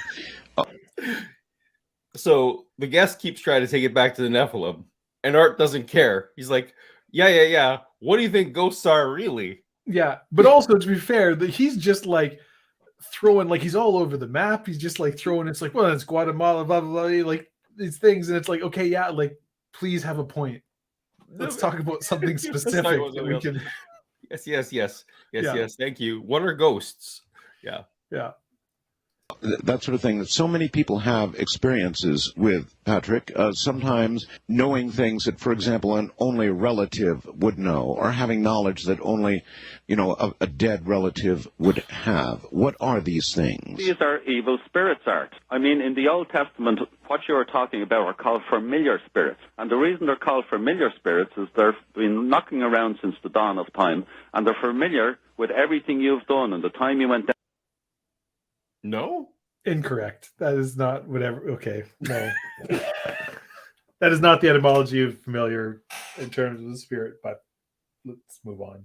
Down the wrong lane with the wrong girl in the wrong car and did the wrong thing, Art. Oh, my goodness. Or else they are familiar with something. They might come back and possess a medium or a psychic and speak to you in a voice that you could only recognize as maybe your grandmother and tell you something that only you and her know in order to deceive you. But you're saying it's not really my grandmother. Pardon? It's not really my grandmother. No, not at all. Your grandmother is dead, God bless her, I presume. It's these evil spirits, and they're actually called in the Old Testament familiar spirits because they're familiar with what went on. But so you're saying it's not my grandmother? Oh, Art, you're trying so hard. He's You're trying so hard. Art. Also, I loved the leap of. Well, I'm assuming your grandmother's dead. Yeah. I mean, Art was a very, Yeah, he in was his the 60s or elderly something gentleman. like that, yeah. It was the reasonable thing. All right. Ectoplasm confirmed as Danny Phantom. And no, I don't know that. I'm afraid only samurai and Egyptian mythology. Google. Okay. Are you a big Danny Phantom fan, Paul? No, I don't know what that is. What's that? Danny Was Phantom? I think a Nickelodeon cartoon from like the turn of the millennium. Okay. It was a boy that could turn into a ghost and had ghost powers. Okay. Well, thank you, Samurai Apostate. For now, you've given me more things to look up. Grimlock says, I wonder if the guest wrote all this down. This is one hell of a fan fiction. I feel like it's fluid. This does have a lot. This does remind me of some fan fictions I've read where it's just kind of like. Well, you see, and yeah, that's right, because it includes cross franchises. Yeah. Where did Luke get a chainsaw? What's happening here? Thank you, Grimlock. Appreciate. Thank you, Matt.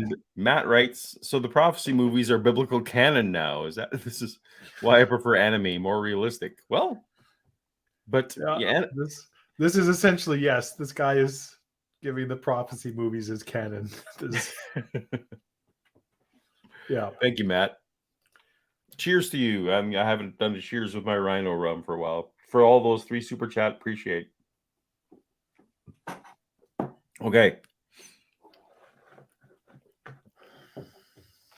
One thought before I forget this. You're familiar with the incredible building out in Cambodia called Angkor Wat? I am. Angkor Wat. I am indeed. That's right. And that comes from the word Ankh and Hor, H-O-R. And Graham Hancock in one of his books.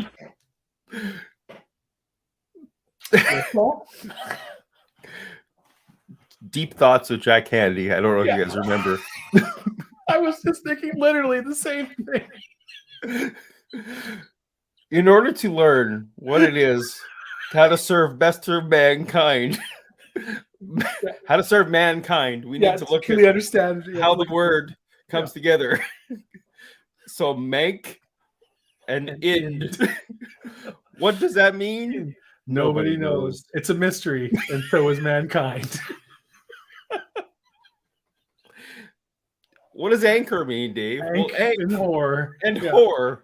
I don't know. I don't speak Thai, so I see what it means. Says the word Ankh in the Egyptian means living. It's that sort of a cross with the round thing that you see. I did not see that coming. I should have. Given all the nonsense this guy has pulled so far of just randomly taking things from different mythologies and going. So I don't know why that's wrong. What's wrong that he said? So do you know what Angkor Wat is? Are you familiar with so it's a huge very old complex I might be showing you ignorance now. I thought it was in Thailand. Okay. But so it's basically a big castle for like it's really cool. I haven't personally seen it. I've seen pictures. I know people who've been there, but it's like a big famous one of the wonders of the ancient world kind of monument, right? Okay. And I believe it is spelled in English. It is spelled Ankor like W-A-T and 2 words, Angkor Wat. Yeah. And I don't know what that means in what the translation of it is. Right? It's like Machu Picchu or whatever, right? And it's like it would be like saying, well, Machu Picchu is because they were traveling faster than the speed of sound. This is essentially okay. The Egyptians have an Ankh spelled differently, which right. This right. cross with the loop on the top, right? Which is an Egyptian symbol, which does refer to life and stuff. Absolutely nothing to do with this. Okay. For what, if even remotely? Yes. Yeah. That's okay. Yeah. God's holding in the funerary rites, living, and word Hor is Horus. So he thinks Angkor means Horus lives. Well, perhaps Horus does live, and perhaps he's one of the post-flood Nephilim that are still at our lodge and are maybe hiding out in some dark, mystical forest high in deepest Cambodia, out of the sight and reach of the onslaught of men. A gem of a little bit of a truth at the basis of all this. Perhaps so. But you have the internet, no doubt, right? How much current contemporary mythology do we have in the world that's just a bunch of absolute bunk, but is nevertheless believed by many and circulated daily on the internet? There's a ton of it out there. In other words, we can't even keep our own myths straight in the today time. We just can't do it. So why are we to believe a myth that is thousands and thousands of years old? I mean, I guess put another way, Patrick, how do you believe in all this? Well, Says the man who said, wait, Not was that really my grandma in the ectoplasm? I mean, I cut him some slack because he's just trying to get this guy to say anything. Yeah, I think so. But yes. So that's as close. That's Art Bell being about as saucy as he can. But so, these are good questions Art poses. So let's see what he says. Why do you think this nonsense is true? I looked it up, by the way. Angkor is Khmer word for capital city, and Wat means temple. Okay. So it's not Horus lives. No. Okay. This is like Arimathea, if you mangle the words right, can be best disciple town. Yes. Yeah. It's kind of like, reminds me similar. Let's look at some of the places that exist around the world. For instance, I live in just outside Dublin here. For any people that have been to Dublin, there's a big, wide main street down in it. It's called O'Connell Street. Mm-hmm. Now, it's named after a guy called Daniel O'Connell, who was a famous politician about 150 years ago. Did a lot for Ireland. A few miles up the road from me, there's a little town called Ballyjamesduff. Bally is from the Irish Ballia, which means town. Yeah. Ballia James Duff, the town of James Duff. Okay. The town I live in here is called Swords. The Irish for it is Sword Culumkill, which means the well of Culumkill. And Culumkill was a famous saint in Ireland around 500, 600 AD, brought Christianity to Scotland and other parts of Europe. Your point being? That's my question. It's like, what? The point he's going to make is that these names survive, and even though we've forgotten the people, the name is built into the town. Yeah. And Angkor Wat, which is spelled with a G, but that's how it's. But the word Ankh is in there, so. Well, let's see if you made the right prediction here. Yeah. Point being that you go back to places like Athens. Athens is named after Athena, who's one of the female Nephilim. Rome is named after Romulus and Remus, one of the twins of the sons of another fallen angel. That's incorrect. Well, I think so it's interesting because he would be trying to say that the Bible preserved mythology correctly, but these other mythologies are only partially true. I guess if you come into this with the presupposition that every mythological figure in every culture in the world is a Nephilim, then yes, a lot of things are going to be, because he's not wrong. There are a lot of things, sure, things from 6,000 years ago that are based on various, local deities and mythological features and whatever. Like, is he going to talk about? There's a famous Nephilim named Henge, and we built a famous ring. Right, or you just say, and all the jinn from the eastern in the east, those were all Nephilim too, right? Because they can manifest in the senses, and then disappear from the senses. If you take any notable character from the very early stages of history, prehistory or early recorded history, was actually a Nephilim. Right, I guess so. Yeah, so Homer's Odyssey, that was all. Well, the Titans were all this all makes. Or even like the Assyrian kings that were famous, or Nebuchadnezzar, or like all of these. Well, they were Nephilim. So any monuments built to them or things, well, this is all inspired by Nephilim. So everything, ultimately, including O'Connor, perfect Irish politician / Nephilim. So if you in the audience ever see a 18-foot person, maybe try and take a picture. Yeah, get that shit on TikTok. Because there are millions of them, according to our guest. So is the city you fly into when you go to Crete. In Greece, Heraklion means the place of Hercules. Europe was a god from Europa. Asia was a god. I'm not denying the memory of and the continuation of these myths and that places are named for, very well-known mythological characters, but that doesn't still, it's not sufficient reason to believe that it's all real, is it? I'm saying it the other way around. I'm saying the reason that these names are on the places was because that's where these people came from. Well, I understand that. And for instance, there's a place in Macedonia called, or 35 miles from Thessaloniki, called Apollonia, which means the place of Apollo. Yes. Yeah. There's a place about 6 miles from the Gulf of Corinth called Delphi. Now, Delphi was the most famous oracle of Apollo. These men are just talking past each other at this point. Is that what's happening? This guy just is not understanding the point that Art's trying to make. But it's what I said. It's like if you just come in with the presupposition that all of these are. Gotcha. Also, Delphi wasn't named after the Oracle. It was the Oracle at Delphi. It's because the Oracle lived at Delphi. Right. Anyways. Yeah. They named Yes, Nazareth. the real Nephilim are the friends we made along the way. Is that? Oh, that's pretty great. Yeah. So they named Nazareth after Jesus of Nazareth. Is that what he's trying to make? That's exactly it, right? Yeah. His temple, his theater, and his treasures were there. Mm-hmm. And Delphinus, incidentally, is a constellation in the star sign Capricorn in the northern hemisphere. And Delphi is obviously named after Delphinus. But all of this does not... It's the other way around. Anyways. This man legitimately making me angry now, Paul, because it's just so freaking obtuse.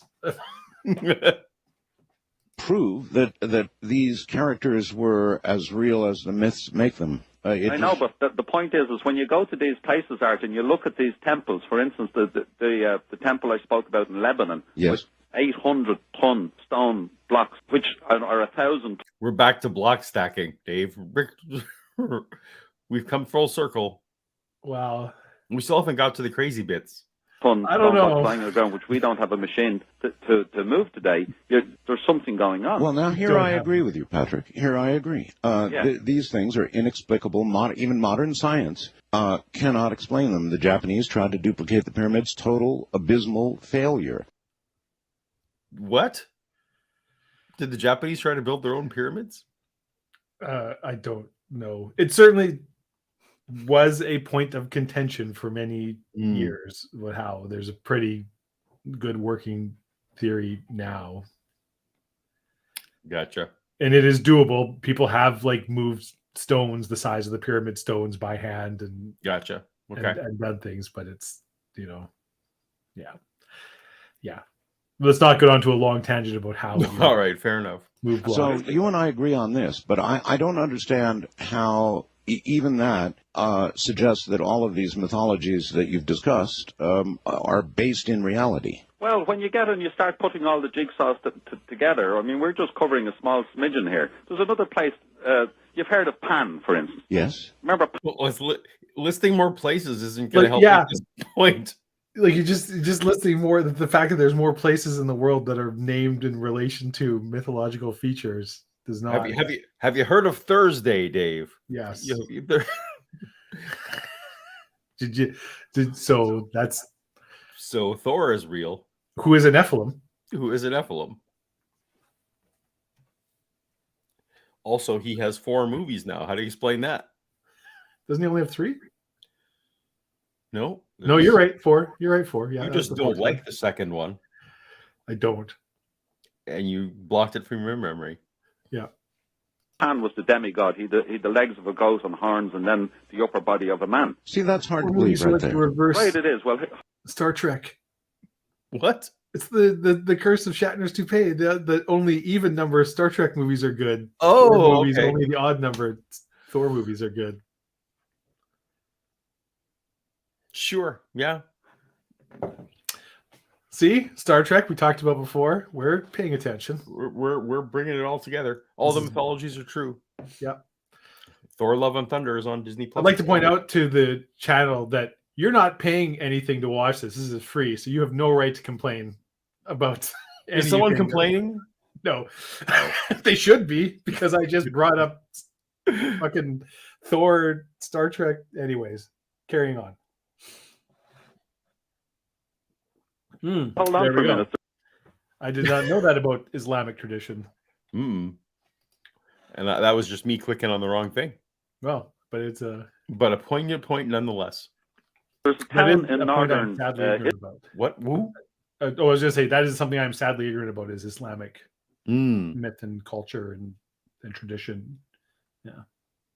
Israel called Caesarea. But before it was called Caesarea, it was called Banias. And prior to being called Banias, it was called Panias, meaning the place of Pan. And there's niches in the rocks there where Pan apparently hung out. And then mythology would tell us that Pan, he'd like to chase the nymphs, which we get the word nymphomaniac from, hang out with satyrs who were very well endowed, other demigods. I thought that nymphs chased you. They didn't require being chased. Well, apparently, maybe they did chase Pan, but apparently he would get involved in a big orgy, sex, drugs, rock and roll, and halfway through the orgy, he might lose his head. He was very bad temper, very short fuse, go nuts, and then start to kill a few people. And this is where we get the word panic from, pandemonium. It would certainly put a dent in it. Oh. This is where we get the word panic from. And pandemonium. It's because of our friendship, Paul, that I'm sticking around and listening to more of this. What time are we? We're 90 minutes. Is that where we're at? Yeah. This is bad. Like there's some genuinely interesting and good even if you 100% don't agree, people who are much more well spoken and coherent than this nut job. All right. You have a few more minutes left in you? Oh, I'm being sarcastic. Okay, good. But this is genuinely making me angry. This guy's arguments are so bad and all over the world. Like, but poor Art's trying to get him to make some kind of sense or some kind of coherent defense, and he's just not. He has a very broad referential palette to choose from. He is aware. He's aware of the names of a lot of things. Yes. So he's not like a stupid man. But this is the worst type of conspiracy, whatever you want to call it, where it's like I've clearly come in with I've already decided what the end is, and now I'm just picking the points that will make the graph that I want to make and disregarding all the rest. Right. Because they clearly don't matter because they don't fit the graph. So they can't be meaningful. Unless Art mentions weird ghost stuff, and then I will just try and include that so that he'll keep listening to my Nephilim story. Oh yeah, they become ectoplasm. Anyway. Any good orgy. Yeah. No question. I said it would put a dent in any good orgy, no question about that. Absolutely, and we have a place called Panias, and you can go and look at his niches. It's there, and incidentally, that's only 10 miles from a place called Mount Hermon, which we were told in the Book of Enoch is where the original Nephilim, the original fallen angels, descended in the days of Jared in 3,500 BC. So the point I'm making is that I say that and there's hundreds of these all over the Mediterranean area where there are places named after gods, not just because of some mythology, because if there was a regular king there or a regular politician, he'd name the places after himself. So what I'm saying is that these places are named. You see, Dave, it's not just that they're named after the gods; it's that people frequented the area. Mm-hmm. At least he's closed that circle for me of what in the world his thought process is. I'm delighted he decided to bring the Book of Enoch in, which is right. Yeah. Tell people what the Book of Enoch if they don't know. The Book of Enoch is it is not part of any Christian canon that I know of, or Jewish canon. No. I don't know how old it is, but it's Enoch. It was the first city, right? I can't remember what Enoch was. I'm getting mixed up. But it's sort of pre-Noah time. It's like crazy semi-Christian, semi-Judean. I think it predates Christianity. Yeah, so I believe it was found first. The Book of Enoch was first found in the Dead Sea Scrolls, is my understanding. Yeah, one of the things. And that therefore, like some people consider, well, maybe it should really be in the Old Testament because it was found alongside Old Testament Jewish works. So it's a Jewish literary work that seems similar in theme and tone to Old Testament books, but is not considered really to be canon by anything. What you can learn from the Book of Enoch, and my understanding is, some cultural things about, I believe, around 600 or 700 BC, like that era of Judaism. You can learn about their culture from it, but most people don't take it seriously. But this guy does. This guy's taking it. Yeah, when it says things that he agrees with. Yeah. So, but you all, again, as always on Toast to Toast AM, if this is important to you, don't take what we said as any more seriously than you take a Wikipedia article. Mm-hmm. Mm-hmm. And all these buildings and monuments are there because that's where these people live. Mm-hmm. Just because we don't see them doesn't mean they're not there. I mean, spirits are like that. Well, it doesn't mean they were there either.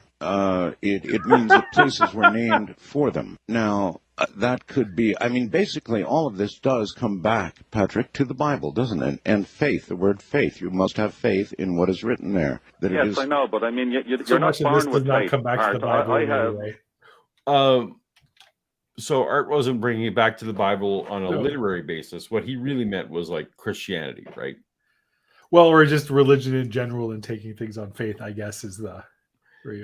Yeah. Basically, what he's trying to say is you don't have proof for what you're saying. Yeah. But you seem like you're really confident. Yeah. So I'm going to guess faith? Mm-hmm. Yeah. Yeah. I was raised as a Catholic. I didn't know anything about the Bible. And, when I was about 4... He's not wrong. He's not wrong. Yeah. I rejected all that. I thought it was a load of bunk. And then I was into sex, drugs, rock and rolls for many years myself. And at age 24, I started reading the Bible for about a year. And one night I had a Saul on the road to Damascus epiphany, which changed my whole outlook on the whole thing. And that's brought me to where I am today. But I mean, it's a bit like, if I dragged you in. So yeah, those familiar with my channel, again, it's another story of a guy who comes out where it wasn't like the facts and the evidence that like convinced him. He had an experience of some kind. Like, I'm just picturing this man standing in front of where he talked about before how he's having a hard time finding churches to accept his tea. Like going off like this in front of any kind of like board of elders or pastor or like actual adults in a church setting who, even though they believe in God and angels and demons and the devil and all of it, and he's like going off like this and just, they're all too polite because it's a church. Or like, yeah, you should probably get some kind of psychiatric help. Yeah, because although some boards would probably just talk. I can also envision some boards just tossing him out as a heretic. Yes, yeah, absolutely, yeah, there'd be just straight, but all right. Anyways, carry on with Paul. Off the street, and I said, well, Art, I want you to be on the jury now. This guy over here, he's up for murder. Is he guilty or innocent? Well, you'd say, well, I haven't heard the evidence. And the point with most people is we've never had enough evidence given to us whereby we could come to an informed conclusion about these things. Well, I'm open to that, to evidence. And you just said it yourself. We just don't have enough evidence to... Which is why we like to apportion our beliefs to the level of evidence available. Poor Art is just... He is trying to get this guy to give like any kind of semi-concrete, like to ground it in anything. Give me something, man. Something that's not just here's another place in the world that has a name that sounds like a god. And Art basically said, "I would even take faith as your answer." Yes. If your answer is just "I have faith in this," then that would be something. Yeah, but I swear to God, Irishman, if you come back and tell me there's a town in Scotland named Druidburg.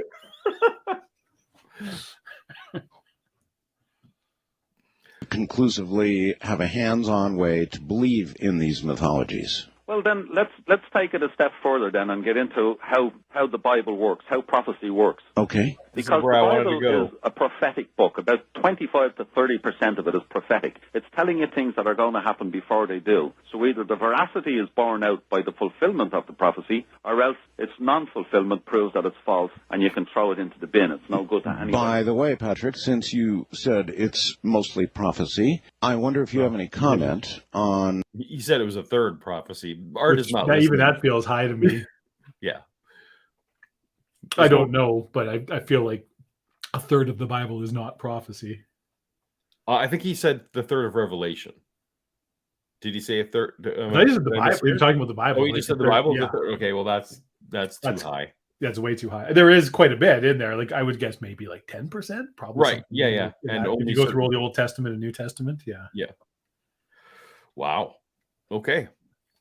But whatever, we're the getting Bible Code. And, of course, the Bible Code proclaims that it has found a mathematical way to discern a hidden baseball message. jokes in chat that are making me laugh. Funny, you don't look Jewish. Really? One of my favorite movies. Anyways. Now we're interrupting for people who aren't even paying money, Paul. We're terrible hosts. Cheers to everyone not paying money. Yeah. No, you sons of mathematical bitches. message within the words of the Bible that also portend future events. You've heard about this? Yes, not only have I heard about it, but I quote him. I quote the Bible Code just briefly at the beginning of my book to show what an amazing literary tome we have here and how undiscovered it is. Now, I interviewed just a couple of weeks ago Michael Drosnin, yes, who wrote the Bible Code. Yeah. And that's what it sounded like. I was about to guess. I was like, it sounds like you recently talked about the Bible Code, found that more interesting than this conversation. Yeah. I guarantee it was. That's maybe that's the one we should do next. Maybe, yep. That I guarantee would be a more, whether or not you agree, at least it'll be a more coherent and entertaining. Sure. Yeah. Since you didn't bite on my ectoplasm thing, let's go to the Bible Code.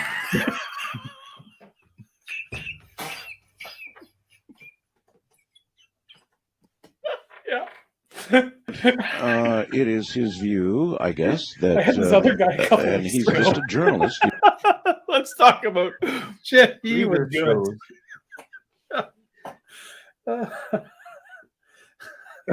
You know, Dave. Think he's free? If we give him a call right now, do you think he'd maybe call in and we could? I love having you on my channel, Dave. But did I tell you that a couple weeks ago I had these other guests on? So if we could just talk about what they talked about. I had another one of my really old friends on, and he was great. Oh, I mean, he looked good. He was funny. He had intelligent points to make. That was a really good conversation. But anyways, I guess, yeah. Keep this train wreck going. Tell me more names of cities. Did you know Pangea is actually named after? Oh, that's where we get the word pandemic and panic from. And panhandle, and the Florida panhandle, Pangea, Nephilim. Yeah. He's very detached from faith, detached from faith, and he believes it to be absolutely accurate, just based on his journalistic investigation. He thinks it's the real McCoy. But absolutely. I just need a second to not yell things about Lee Strobel. 1 sec. Okay, I'm good. But my book doesn't even have to go into running the Pentateuch through computer programs to find out whether it's true or not. For instance, when the Messiah was on this earth. I'm going to save all my Bible Code stuff, or that might be a good topic for next episode. Yeah, so we'll have to search. I didn't realize there's the Bible Code. That's an actual guest. That would be a. Yep. Although I feel like I might have to, come and hold you.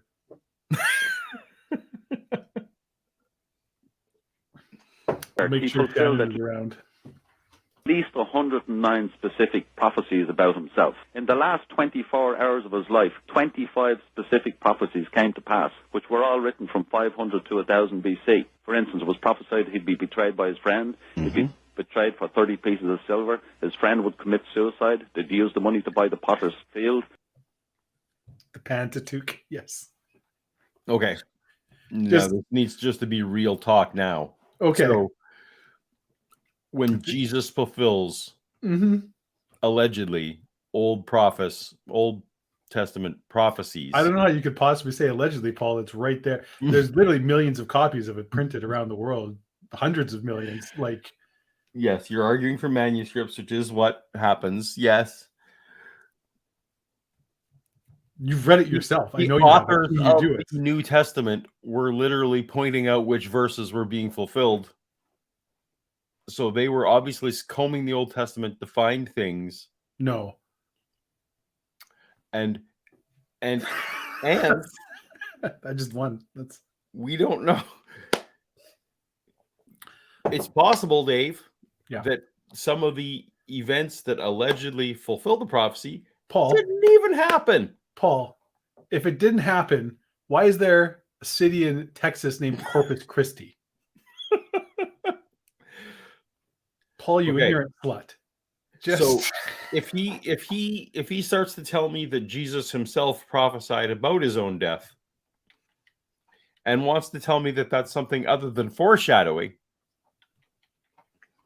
Dave, in a book, when they talk about something early on, and then that gets paid off later in the book. Yeah. Like when Q prophesies to James Bond about the gadgets that he's making. Yeah, that's correct. That's not prophecy. What? It's you can't have prophecy in the same literary work. That's just foreshadowing. But how does Q know that James Bond is going to need? It is a good question. Is how does Q know exactly which gadgets to invent? I think we both know the answer to that, Paul. Nephilim. He's a Nephilim. Q. That makes sense. Why else would there be a letter of the alphabet named after him, Paul? The letter that goes back to the Romanic alphabet that we use. Huh? You got me there. I got you there. I know. Just try opening your mind's eye. He would be crucified with thieves and robbers. They would gamble over a seamless robe. They'd stick a spear in his side and blood and water would come out. 25 specific things in one 24-hour period. And there's one writer called Grant Jeffrey, an American author, who wrote a book a few years ago, and he took just 11 prophecies, Art, and he apportioned probability to them. For instance, he said now in Micah 5:2, it said that the Messiah would be born of a virgin in a place called Bethlehem. Now, yep. It's not wrong. It's what it says in Micah 5:2. Oh, no, it's not. It is absolutely. That's what Micah it's not, says. Because Alma, the word in Micah, is Micah 5:2 says, "Baby Jesus was in a manger." Alma, the is a Hebrew little word baby. there means young woman, and in the Septuagint they translated that into the Greek word that is ambiguous between young woman and virgin. In Bethlehem. Micah doesn't even mention Bethlehem. No, he does in 5:2. I think you don't know what you're talking about, Paul, because I don't. Clearly, I don't. Man just said it. So, and you couldn't. It's on the radio. And this is why I feel sad that you're so ignorant. The book of Matthew and the book of Luke had to come up with completely incompatible stories as to why the guy who is clearly from Nazareth was born in Bethlehem. Damn it. Bethlehem was a little Mickey Mouse village in the backwater of the Roman Empire in Palestine that had no significance. Big man to say when no one from Bethlehem is here to defend its honor. Yeah, exactly, right? A lot of big talk about Bethlehem. Significance at all. And he said kings or messiahs usually get born in, the head city. So he said we'll make that say 200 to 1, even though there was thousands of villages. Wait.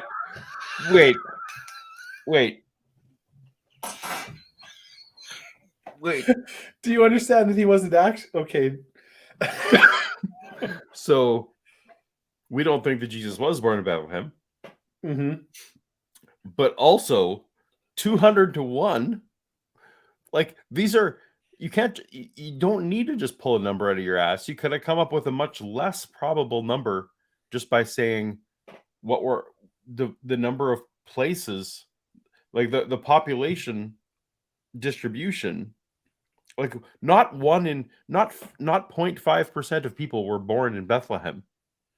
Certainly not kings. Kings are usually born in, he said, head cities. That's But not even in the general population of Israel. Not 1 in 200 people were born in Bethlehem. Also, does he understand that, like, even within? So let's just assume that Christianity is true. Sure, Jesus was not a king. That's the whole point of it. That's true. He wasn't born in royalty. He wasn't like, so it's like, well, kings were never born in small towns because he was a carpenter's son. This is, it's, yeah. Even within his worldview, what he's saying does not make any sense. No, and he could have come up with his answer anyway. We're going to multiply things, and it's going to be a crazy number. I feel like we need a mental health break, Paul.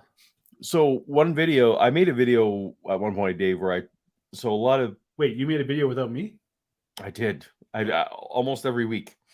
There's a big claim that there's 300 prophecies that were fulfilled by Jesus. Now, most serious historians, even in Christian, like, it's a ridiculous number and it's way too vague.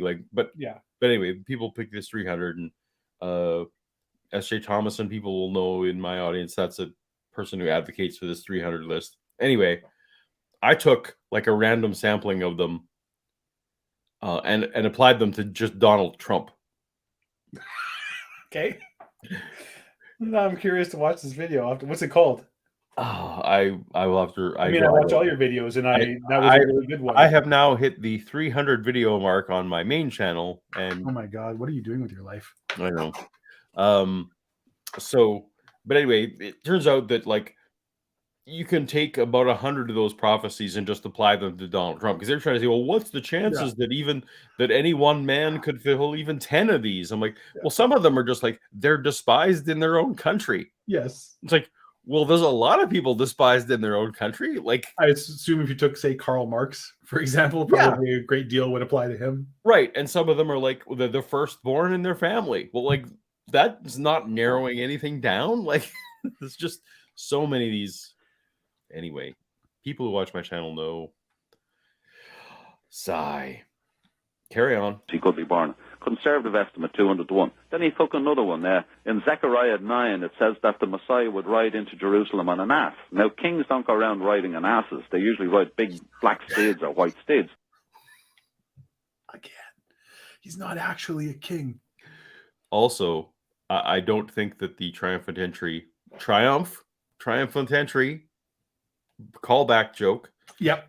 I don't think the triumph happened. Also, Matthew, the author of Matthew, read this prophecy so wrong, but tried so desperately to fulfill it, that he invented a second donkey because he didn't understand how the Hebrew worked and thought that that passage in Zechariah was talking about 2 donkeys.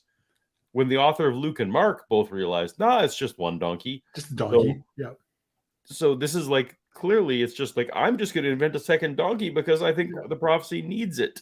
Like, I love that, even if, like, from the viewpoint of somebody who's like a firm believer in everything biblical, it's like his argument completely falls apart. Yeah, no. Yeah, like even if you take all of the Gospels as true, it's like, well, no, what you're saying doesn't make any sense. Yeah, no, I'm not going to take any of my Christian friends and apply and say, look, this dude who is on Art Bell said some stuff that makes your religion not make sense. Yeah. Oh, this is so bad. This is so bad, Paul. Like, so bad.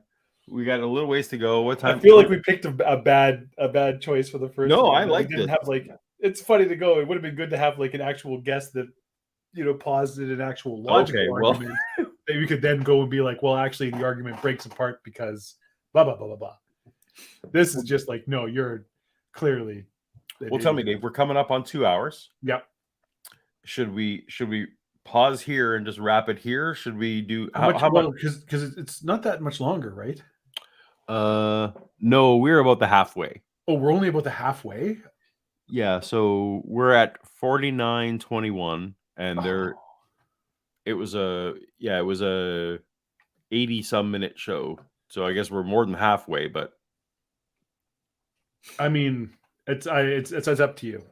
well, the question is, do you have another, like, how much time do you have left in you? Like 20 minutes? I have a good hour and a half left in me. No, that's too long. We're not going to Well, do I'm that. just saying I would be willing to go that much longer. Okay, all right. Well, we'll do a little more. We'll do a little more. So he said we'll make that 20-1. So the combined probability of the two of these coming to pass was 10,000 to 1, or sorry, 50 to 1. He made that, and he took 11 of these prophecies, and when he multiplied out the probability of these just 11 prophecies coming to pass in this one man's life, it came out at something like 1 chance in 10 billion times a billion. In other words, he put it this way, Art. Suppose I took a ring from your finger, and I went up in an airplane, and I flew around the 7 oceans over the world, and somewhere. Is he just trying to give people a scope of what a billion to the billion? I guess, as somebody who took statistics in university, I can tell you I have some questions about his math. Where I opened the window and I threw the ring out. Like then I came back and I gave you a boat and a fishing rod, and I said, Art, off you go there. You can sail around the 7 oceans of the world. And when you're feeling lucky, you've one Stop. Just keep going. chance to let your hook down and locate your ring. About that mathematical chance. That's about the mathematical chance of just 11 of these prophecies coming to pass in the Messiah's life. He fulfilled 109, possibly more. There's 737 prophecies so far discovered biblically about that man. 737. The highest list I've ever seen is 300. But you didn't reckon on a man who figures. Wow. And they get down to like as vague as like people didn't like him. Oh, okay. All right. Well, that Athens is named after Athena because it's a Nephilim. What are the chances that people didn't like a guy? All right. We'll carry on. I'm going to try and find the name of that video now. And over 80% have been fulfilled with 100% accuracy to date. And the rest are just left to the future, to what's going on now. Did he just say that 80% were filled with 100% accuracy? Yeah, just so is this like the cologne in Anchorman, where like 60% of the time it works every time? No, he's not saying any were wrong. He's saying the other 20% just haven't happened yet. I see. All right.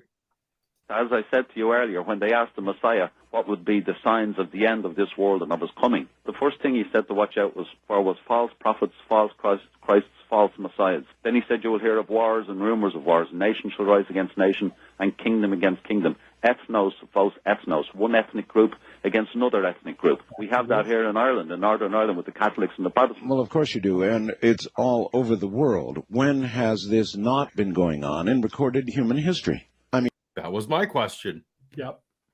Well, I couldn't. Bet he doesn't. No.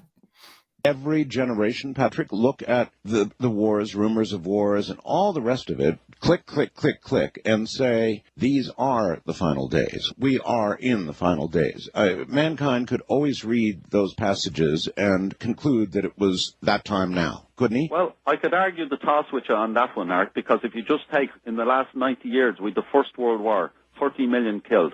Unprecedented in history before that. The Second World, they called that the Great War. Then we came along 20. What's that? You're just shaking your head? Well, it's whatever. I mean, it's not any point getting into he's wrong about the death total for World War I, and also the casualty rate in World War I was precedented. The Mongol invasion of the West and China killed similar numbers of people, but with swords, which is very impressive in a lot of ways. This is why you're one of my go-to people for history. Also, I mean, to be fair, there was a lot more people in the world in It's true. 1911 than there were in 832 AD.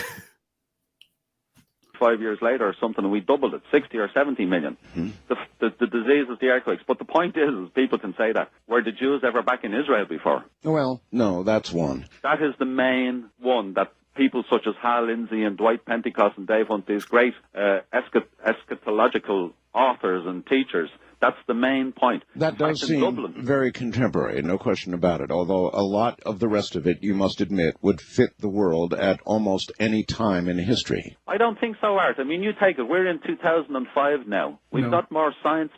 Oh, so I was wrong. This is a 2005 video, not 1990, whatever I thought it was.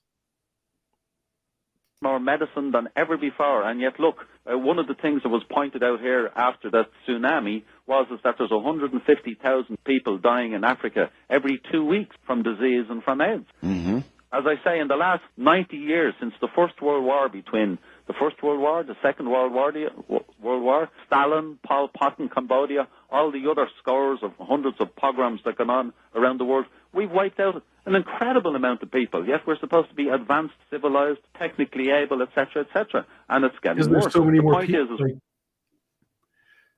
You look at the graph of world population. Like, sure, yeah, absolutely, right? Like, yes, we didn't kill people in the numbers we did before because there weren't billions of people on Earth before. Anyway, hey, I don't know. Do we even fit it? Like, when we're done tonight, I kind of feel like this guy is just. Oh no, we're done with. Well, we won't keep doing. Is that your question? Are we doing? Yeah, part three? We're not coming back to. No, we're not going to do part 3. So, for reference, my video where I do the fulfilled prophecies of Donald Trump, how Donald Trump is the Messiah. I now remember that was a video that I did on Seth Originals channel, not even on my channel. A video called Five Hidden Prophecies Jesus Fulfilled at His Birth is the name of the video on Seth Originals channel. So you can find that there. Seth, if you type ISETH and Apologia, you can probably find that video for watching when we're done.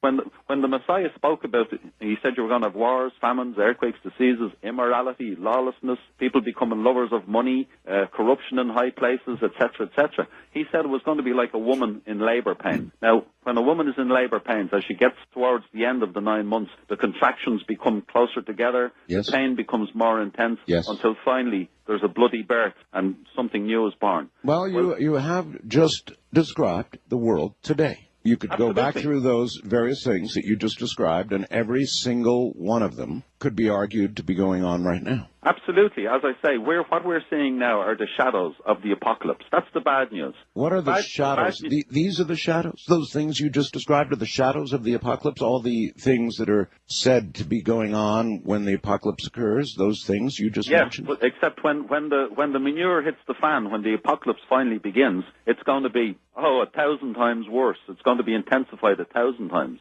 He said it was going to be similar to days of Noah and Sodom. The apocalypse, Dave, is going to be 1,000 times worse than manure. I don't even. All right. I feel like you have now checked out of. I don't know what else to say. Of the actual caring about our guest. It's just absolute nonsense. Yeah.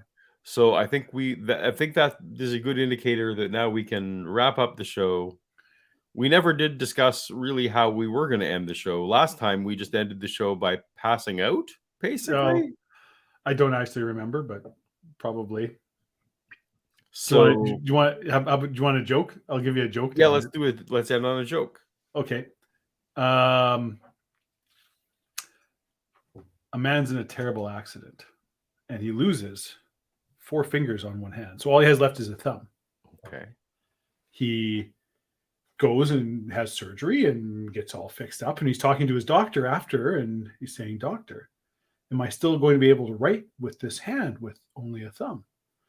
And the doctor says, "Well, maybe, but I wouldn't count on it."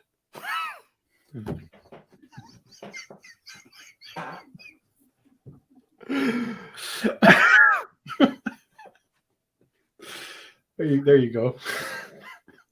Good night, everybody. Dave.